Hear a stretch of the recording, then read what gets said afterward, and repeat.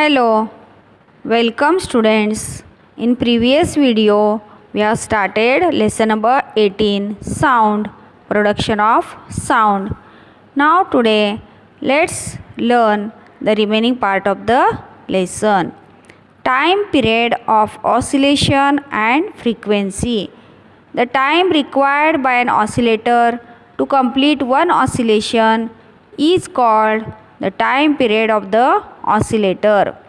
In the previous activity, the oscillator traverses the distance from the extreme position B to central position A and from there to the position C. Then back again to A and from A to B. The time required by the oscillator to traverse this distance B to A to C, C to A and again B is the time period of oscillation T of the oscillator. The number of oscillations completed by an oscillator in 1 second is called the frequency of oscillation. The total motion B to A to C, C to A and A to B in the previous activity is one oscillation. The formula for frequency is equal to 1 upon time period of oscillation, that is n is equal to 1 upon t. Frequency is the number of oscillations occurring in 1 second. The unit of frequency is hertz. 1 hertz means there is one oscillation in 1 second. 100 hertz means 100 oscillations in 1 second. Students, try this activity. Take a plastic ruler and hold one of its ends pressed down on the table as shown in the picture so that a large portion of the ruler is off the table. Now ask your friend to press the free end of the ruler down and release it. Observe what happens. Now press the ruler with your finger at such a point that it stops making any sound. Now pull in 10 cm more of the ruler onto the table and repeat the action. Listen to the difference in the first and the second sound. Take note of the difference in the frequency and pitch of the sounds. Also, take note of what happens by further decreasing the length of the free part of the ruler little by little. Try this. Take a strong thread of sufficient length. Tie a wooden or metal bob to one of its ends to make a pendulum. Measure the length of the thread in centimeters and make a note of it. Suspend the pendulum freely from a support. Now swing the pendulum and with the help of a stopwatch record how many seconds are required for 20 oscillations. Repeat this procedure 4 or 5 times, decreasing the length of the pendulum by 10 cm every time. Record your observations in the following table. Deduce the time period of oscillation and the frequency of the pendulum by making use of the given formula.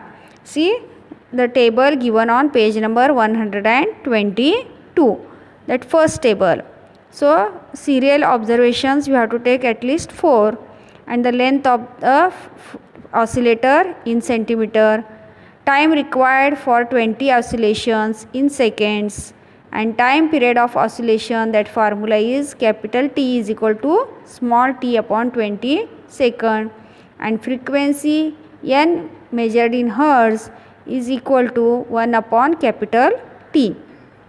Here in this activity we have to change the length of the pendulum and we have to see the time required for oscillations. Now we will see the questions. What can we infer from these observations? We can infer as the length of pendulum increases, time period of oscillation increases. Next, what is the relationship between the frequency and the length of the pendulum? As the length of pendulum increases, frequency decreases. Next, explain what is meant by low frequency and high frequency.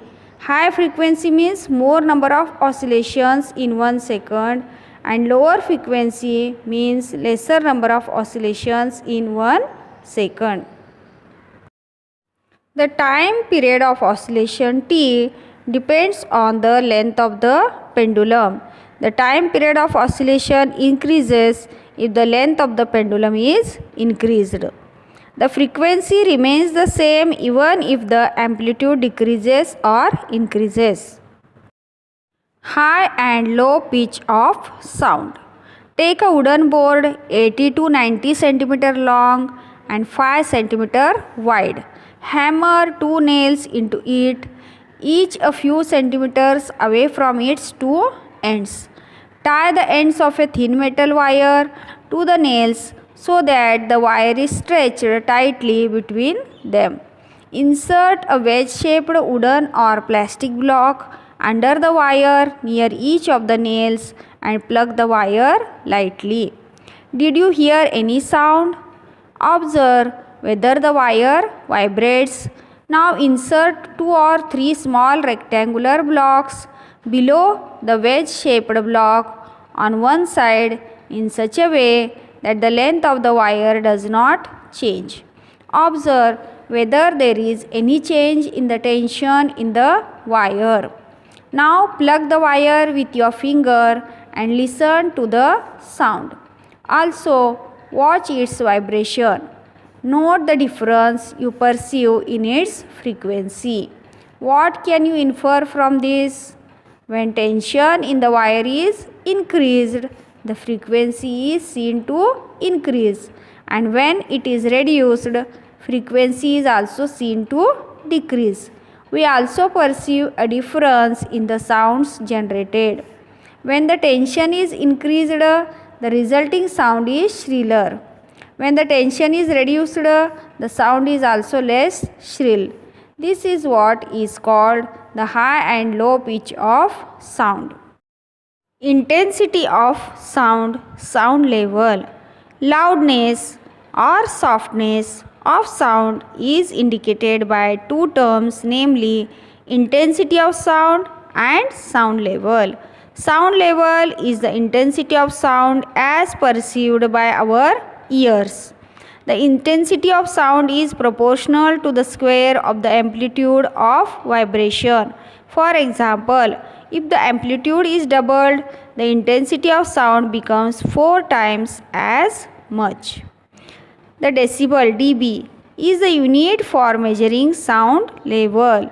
It was named decibel in honor of the work of the scientist Alexander Graham Bell. The magnitude of the sound level, decibels, can be deduced from the intensity of the sound using a mathematical formula. When intensity of sound becomes 10 times the original, the sound level increases by 10 dB. Do you know decibel levels of some common sounds? First, beginning of audible sound, that is 0 dB. Normal breathing 10 dB. Murmuring from 5 meters away 30 dB. Normal conversation between two persons is 60 dB and heavy traffic 70 dB. Ordinary factories 80 dB. Jet engine 130 dB. Start of ear splitting sound 120 dB. Hearing is temporarily affected by sounds of frequency greater than 1000 Hz and levels higher than 100 dB. This can result in temporary deafness. Workers who work near aeroplane engines experience this. Audible sound. The frequency of the sound audible to human beings is between 20 Hz and 20,000 Hz. We can only hear sounds in this frequency range. Infrasonic sound. Try this. Take oscillator and swing an oscillator which makes 3 to 4 oscillations in a second and listen carefully for any sound it makes. That the oscillator makes 3 to 4 oscillations in 1 second means that the frequency of the sound is 3 to 4 Hz. Humans cannot hear sounds of frequency less than 20 Hz. In all the above examples, oscillations did take place, but no sound was heard. It means that this sound is of a frequency less than 20 Hz. So, what is meant by infrasonic sound? A sound with a frequency less than 20 Hz is called infrasonic sound. Understood? A sound with a frequency less than 20 Hz is called infrasonic sound. Sounds less than 20 Hz are produced by some animals, namely whales, elephants, and rhinoceros. Now, ultrasonic sound. A sound with a frequency higher than 20,000 Hz is called ultrasonic sound. Understood? A sound with a frequency higher than 20,000 Hz. It is called ultrasonic sound. Human beings cannot hear such sounds. However, some animals, for example, a dog, can hear such sounds. Use of ultrasonic sound. First, to clean delicate ornaments and the tiny parts of a watch. Second, to observe internal organs of the body. Third, to detect tumors in the brain. Fourth, to detect faults in a metal. Fifth, in radar systems. Sixth, to kill certain microbes and insects. Seventh, sonar, that is sound navigation and ranging, is used to locate the seabed or the position of a ship.